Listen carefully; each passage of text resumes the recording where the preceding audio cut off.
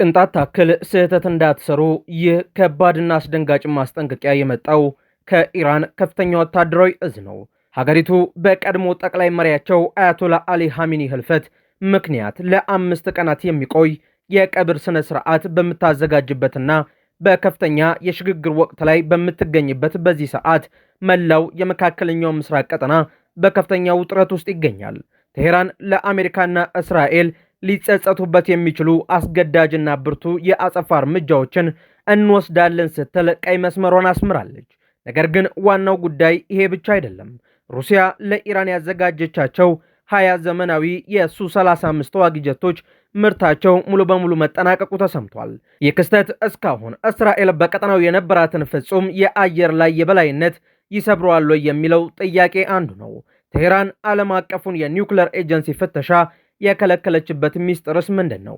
የኢራን ወታደራዊ አዛዦች ለአሜሪካና እስራኤል የሰጡትን አስገራሚ ማስጠንቀቂያ አዲሱ ጠቅላይ መሪ አያቶላ ሰይድ ሙጅታባ ሐሚኒ ስልጣኑን እንዴት እንደተረከቡና የመካከለኛው ምስራቅን የኃይል ሚዛን የሚቀይረውን አዲሱን የሩሲያና የኢራንን የጦር ጀቶች ስምምነት ዝርዝር መረጃ ይዘንላችሁ ቀርበናል።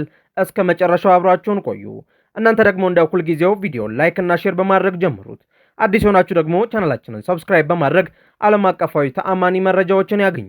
ጠላቶቻችን ቅንጣት ታክል ስህተት እንዳትሰሩ ሲሉ የኢራን ከፍተኛ ወታደራዊ አዛዥ አስጠነቀቁ። የኢራን የጦር ኃይሎች ከፍተኛ አዛዥ ጀነራል አሊ አብዱላሂ ሀገሪቱ ለቀድሞ ጠቅላይ መሪ አያቶላ አሊ ሐሚኒ የቀብር ስነ ስርዓት በምትዘጋጅበት በዚህ ወቅት ጠላቶቻችን ምንም አይነት የብልጣብልጥ ስራ እንዳትሰሩ ሲሉ ጠንካራ ማስጠንቀቂያ ሰጥተዋል። የሀገሪቱን ከፍተኛ ወታደራዊ እዝ ሀታም አልአንቢያን የሚመሩት ጀነራል አብዱላሂ ዛሬ ባወጡት መግለጫ በተለይም አሜሪካና እስራኤል በዚህ የሽግግር ወቅት ላይ በኢራን ላይ ጥቃት ለመሰንዘር ካሰቡ ሊጸጸቱበት የሚችሉ አስገዳጅና ብርቱ የአጸፋ እርምጃዎችን እንደሚጋፈጡ አስታውቀዋል። በየካቲት ወር በተከሰተው የአየር ጥቃት ሕይወታቸው ያለፈው የቀድሞ መሪ አያቶላ አሊ ሐሚኒ የቀብር ስነ ስርዓት በቴሄራን ቁምና መሻድ ከተሞች ለ5 ቀናት እንደሚከናወን ተገልጿል። ወታደራዊ አዛዡ በመግለጫቸው የተሰዉት መሪያችን የኢራንን የመከላከያና የሚሳኤል አቅም ከፍተኛ ደረጃ ላይ አድርሰውታል ብለዋል። የኢራን ሕዝብና መከላከያ ኃይል አዲሱን ጠቅላይ መሪ አያቶላ ሰይድ ሙጅታባ ሐሚኒን በሙሉ ታማኝነት በመከተል የሀገሪቱን ሉዓላዊነት ለመጠበቅ ዝግጁ ነውም ብለዋል። ይህ በእንዲህ እንዳለ የኢራን ሲቪል አቪዬሽን ባለስልጣን በቀብር ስነ ስርዓቱ ወቅት በቴሄራንና መሻድ ከተሞች ላይ የአየር ክልል እገዳዎች እንዲጣሉ ያስታወቀ ሲሆን ሀገሪቱ ከፍተኛ የጸጥታ ጥበቃ ዝግጅት እያደረገች መሆኑም ተሰምቷል። ኢራን ለዓለም አቀፍ የአቶሚክ ኢነርጂ ኤጀንሲ ተጨማሪ የፍተሻ ፍቃድ አልሰጠውም ስትልም አስታውቃለች። የኢራን ፓርላማ አፈ ጉባኤ መሐመድ ባቂር ቃሊባፍ የተባበሩት መንግስታት ድርጅት የኒኩለር ተቆጣጣሪ ተቋም በቅርቡ በአሜሪካና በእስራኤል ጥቃት ለደረሰባቸው የኢራን የኒኩለር ማዕከላት ተጨማሪ የፍተሻ ፍቃድ አግኝቷል መባሉን አስተባብለዋል። አፈ ጉባኤው በሰጡት መግለጫ የሀገሪቱ ሕግ ለኤጀንሲው መርማሪዎች ፍቃድ የሚሰጠው በሁለት የተወሰኑ ቦታዎች ላይ ብቻ መሆኑን አስገንዝበዋል። እነዚህም የቡሻህር የኒውክሌር ኃይል ማመንጫና የቴሄራን የጥናትና ምርምር ሪያክተር ብቻ እንደሆኑ ጠቅሰዋል። በፓርላማችን ያጸደቅነው ሕግ አለ። የሀገሪቱ ከፍተኛ ብሔራዊ ደህንነት ምክር ቤትም የወሰነው ውሳኔ አለ። በዚህ ሕግ መሰረት ጥቃት ለደረሰባቸውና ለተጎዱ ማዕከላት ምንም አይነት የፍተሻ ፍቃድ አይሰጥም ሲሉ አፈጉባኤው በቁርጠኝነት ተናግረዋል። አክለውም የፍተሻ ፍቃድ ማዕቀፉን የሚወስነው ከፍተኛው የብሔራዊ ደህንነት ምክር ቤት በመሆኑ ኢራን ከተፈቀደው መስመር ውጪ አንድም እርምጃ እንደማትራመድ አስታውቀዋል። የኢራን የኒኩሌር ድርድር ቡድን በሊቀመንበርነት የሚመሩት ቃሊባፍ በዲፕሎማሲ አካሄዳቸው ላይ የሚሰነዘረውንም ትችትንም መክተዋል።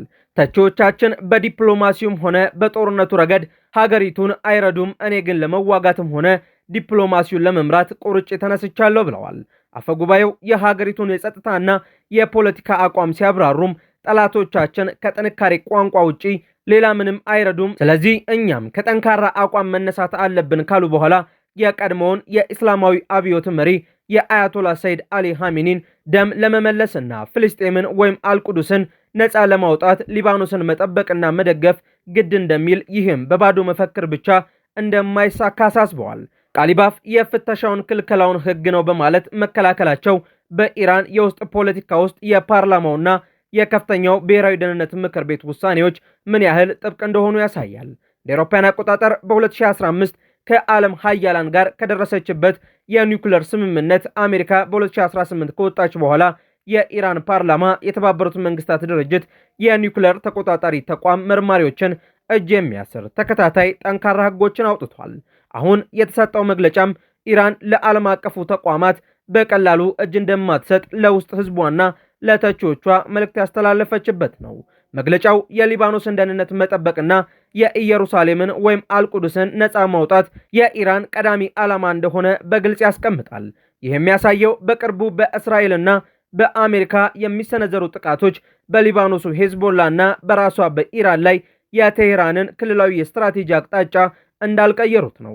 በባዶ መፈክር አይሆንም ማለታቸውም ኢራን ለክልላዊ አጋሮቿ በተለይም ለሄዝቦላ የምታደርገውን ወታደራዊና የገንዘብ ድጋፍ በተግባር እንደምትቀጥልበት ማረጋገጫ ነው።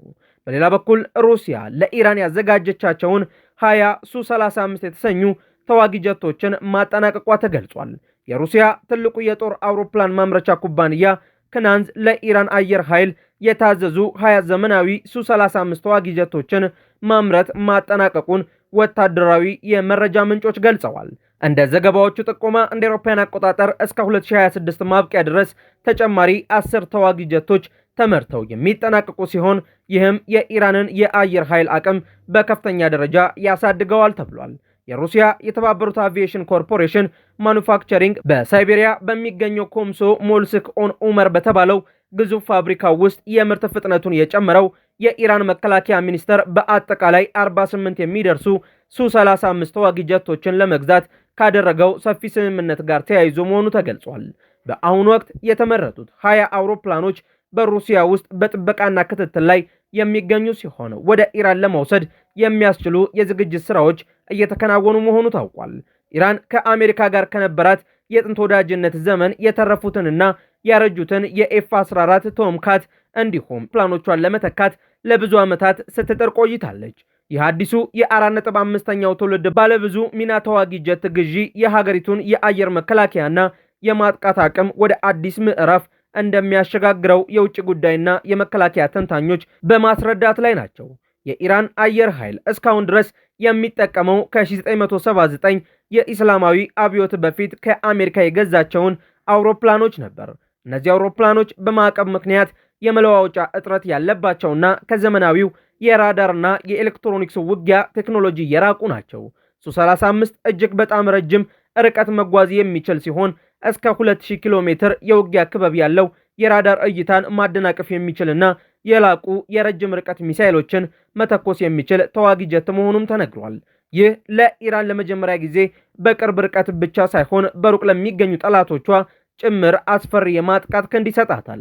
እስከዛሬ ድረስ እስራኤልና የባህረ ሰላጤው ሀገራት እንደ ሳውዲ አረቢያና የተባበሩት አረብ ኤሚሬትስ የአሜሪካ ሰራሽ የሆኑትን የኤፍ-35 እና የኤፍ-15 ጀቶችን በመታጠቅ ቀጠናዊ የአየር የበላይነቱን ይዘውት ቆይተዋል። የሱ-35 ወደ ቀጠናው መግባት ግን ይህንን ፍጹም የበላይነት ይሰብረዋል ተብሎ ይጠበቃል። ምንም እንኳን ሱ-35 እንደ ኤፍ-35 ሙሉ በሙሉ ስውር ባይሆንም በዩክሬን ጦርነት ላይ በተግባር የተፈተነ በአየር ላይ የተለያዩ ቦታዎችን የመሸፈንና የመገለባበጥ ብቃቱ ወደር የማይገኝለት በመሆኑ ለእስራኤል አየር ኃይል ከባድ ፈተና ይሆንበታል ተብሏል። ጀቶቹ ተመርተው ቢያልቁም ወዲያውኑ ወደ ኢራን ያልገቡበት ምክንያትም የራሱ የሆነ ቴክኒካዊ ሚስጥር እንዳለውም ነው የተነገረው። የሳተላይት ምስሎች እንደሚያሳዩት ኢራን በሐማዳን የአየር ኃይል ሰፈር ላይ ግዙፍ የኮንክሪት መጠለያዎችን እየገነባች ነው። ሱ-35 ትልቅ አውሮፕላን ከመሆኑም በላይ የተራቀቁ የጥገና መሳሪያዎችንና ሲሙሌተሮችን ስለሚፈልግ ኢራን መሰረተ ልማቷን እስክታጠናቀቅ ድረስ አውሮፕላኖቹ በሩሲያ እንዲቆዩ በገንዘብ እየከፈለች እንደሆነ ተነግሯል።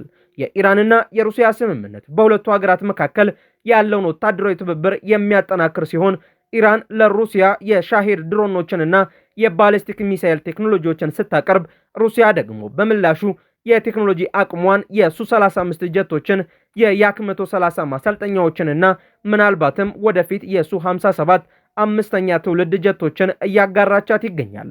ይህም አሜሪካና ምዕራባውያን በጣሉት ማዕቀብ ዙሪያ ሁለቱ ሀገራት የጋራ ግንባር መፍጠራቸውን ያሳያል። የሱ-35 ተዋጊ ጀቶች ማምረት መጠናቀቅ ኢራን በቀጠናው የምታደርገውን የኃይል ሚዛን ፉክክር ወደ ላቀ ደረጃ ያሳድገዋልም ነው የተባለው። ውድ የአውደ ዓለም የዩቲዩብ ቻናል ተከታታዮቻችን አዳዲስ የተሰሙ ሰበር መረጃዎቻችን እነዚህን ይመስሉ ነበር። በእነዚህ መረጃዎች ላይ ያላችሁን ሀሳብ አስተያየት በኮመንት መስጫው ላይ አስፍሩልን።